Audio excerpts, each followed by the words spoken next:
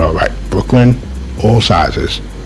We're dealing with average listed rent $4,497. The median listed rent $4,031. Now, see, it hasn't changed too much. All right, hasn't changed too much. And we have a total inventory of 3,387 units. Okay, it's actually increased since last year. The new listings amount is 1,365 new listings, 441 rent drops. So it's modest. It's a little less than Manhattan, of course, but you have a robust amount of inventory. So, you know, there's many units out there that we can search through and sort through and see if we can get a good price for those. 350 were taken off the market.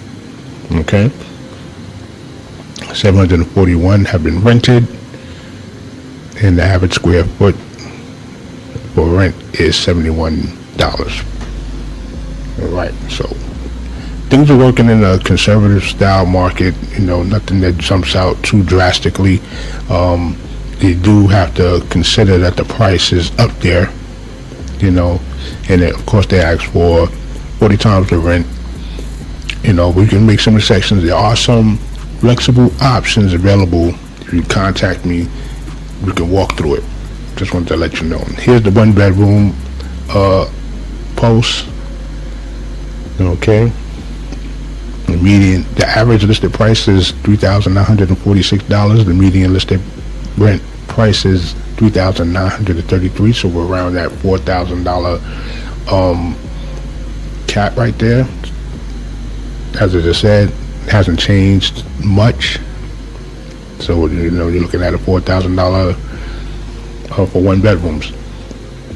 There's 1,406 units available. Okay. 559 new listings. We'll get into that. And when you go to the average online sites, you're going to be bombarded with a lot of the same listings, a lot of listings that are stale. They've been they haven't been removed, you know, so you have to call up the point of contact and make sure that it's still an active listing. Of course, sometimes they'll tell you, no, I just didn't have a chance to get it off, or I've talked to the online support and they haven't, you know, removed it yet. These things happen, and that's why the follow-up is that much more important. Okay, and then there's other sites that you may not be aware of as a consumer, you know, as a customer looking and sorting out, you know, where your listings are that fit your criteria. You may not have a certain resource that's available for you to find out other listings out there that are not readily available online. So this is why talking to someone that has those resources can really benefit you, put you in a better space, and beat out the competitive advantage. You get a competitive advantage over others searching with, you know, with the same criteria, and it's ready to go. All right, 559 new listings, 233 rent drops. So, you know, that's not too bad. Not too bad. So everything's online with the market price, and 143 have been taken off market, which is, you know, not bad as well. It's like everybody knows that $4,000 is the play for a one bedroom in Brooklyn, right? 288 have been rented, so you have a great deal of inventory still available. Okay, let's go to the two bedroom. Right at $5,000. That's the same $5,000 as a one bedroom in Manhattan, two bedrooms in Brooklyn. All right, so of course it depends on your commute. You may want to change things around.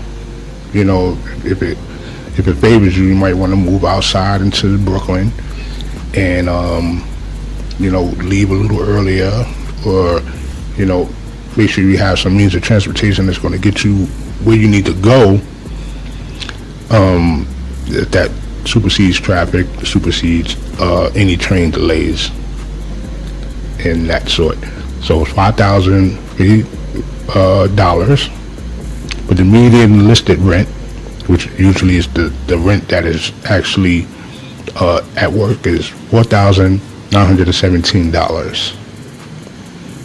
All right, it's up about $400 from last year. So these are the things you have to consider.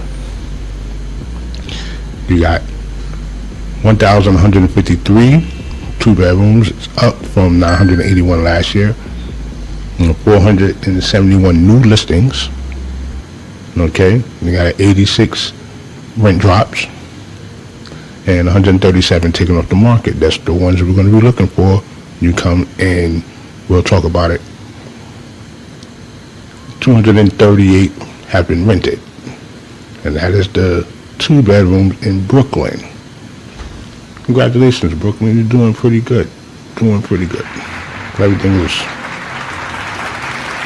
all right.